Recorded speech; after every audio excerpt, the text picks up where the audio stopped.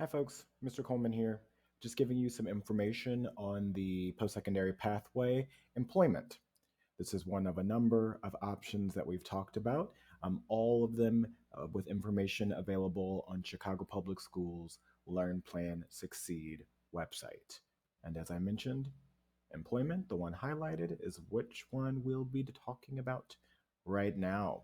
So, when we're thinking about employment moving directly into the workforce, something that's really important to understand are the differences between jobs and careers. When we're talking about jobs, we're talking about something more short term in scope that you're doing to earn money or some sort of wage. You may get a paycheck of some kind every week, every 2 weeks on different schedules. It may include benefits like a retirement or pension to help support you later in life. But it may not as well. And generally, you don't need an advanced degree or credential for a job. Okay.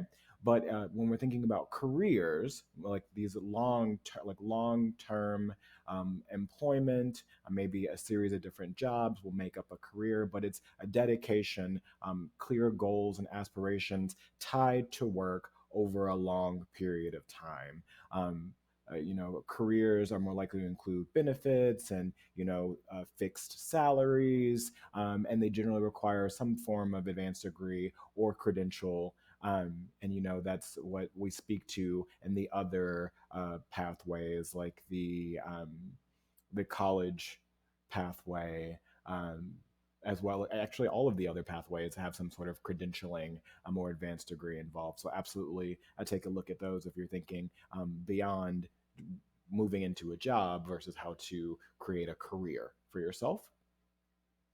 There's always the question of what is a good job, where there's some wonderful research out of Georgetown University. The good job hyperlink will take you there. And essentially, when we're talking about a good job, we're using the language based on the research that we're talking about a job that pays at least $35,000 for workers between the ages of roughly 25 and 44. And then it goes up for older individuals.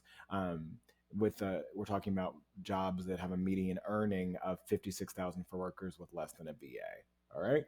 Um, Now, what's important to note when it comes to what is or is not a good job for folks who go directly into the workforce after high school, one big thing to note is that only 27% of young workers, roughly ages 25 to 34, with no more than a high school diploma, have a good job. When we're thinking about good jobs based on that criteria shared above, about 56% of the market for folks between the ages of 25 to 34, 56% of good jobs are held by individuals with a bachelor's degree, right?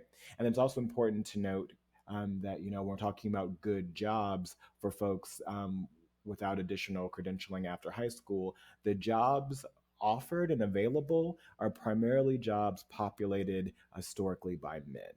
Okay, so when we're thinking about good jobs, if you don't have additional education or credentialing after high school, that's about 27% of the market, right? And the majority of those jobs are jobs held primarily by men at this stage. I've strongly encourage you to take a look at the Georgetown research, some great information there. When we're thinking about where to find a job, there are a lot of different options to take. There are networking events, referrals from peers, from colleagues that you work with, teachers, trusted adults. You can look at company websites to learn about their job availability and hiring practices. There are a lot of different search engines, some of which I'll show you on the next slide. Social media has become an increasingly popular form of job research and networking. There are in-person, job fairs. There are virtual job fairs at this stage now due to the global health crisis. And then there are recruiting firms and recruiting agencies that you will reach out to, and they will do the work of finding opportunities and interviews for you and helping you connect to employment. There are a lot of different places you can look. Indeed, Glassdoor, LinkedIn, Monster. Simply Hired, ZipRecruiter, Career Builder, Snag a Job, LinkUp, a lot of great options. And everything that's hyperlinked here is also available on the employment page on the Learn, Plan, Succeed website. And once you, have done the legwork, done some research, found some opportunities, you're likely going to be in a situation to interview for a job. And here just highlights a few of the tips when you're going for interviews. Show up promptly. Dress in a manner that befits that job and the work environment that you will have. Be positive and project confidence. Be proud of what you've accomplished.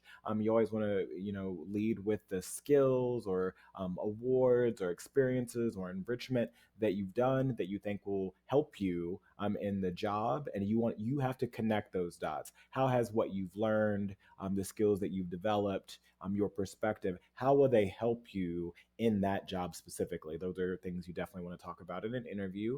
You want to listen carefully to the questions that you are asked and weave. Really connect your responses to your relevant experiences. If that might be your learning or educational experiences at Jones, or enrichment programs that you've done, or service learning that you've done, but be able to answer questions highlighting and connecting to the parts of your identity and your experiences that you think are important to share. You always want to demonstrate an interest in the job that goes beyond, wanting to earn money, right? But why specifically that job at that company?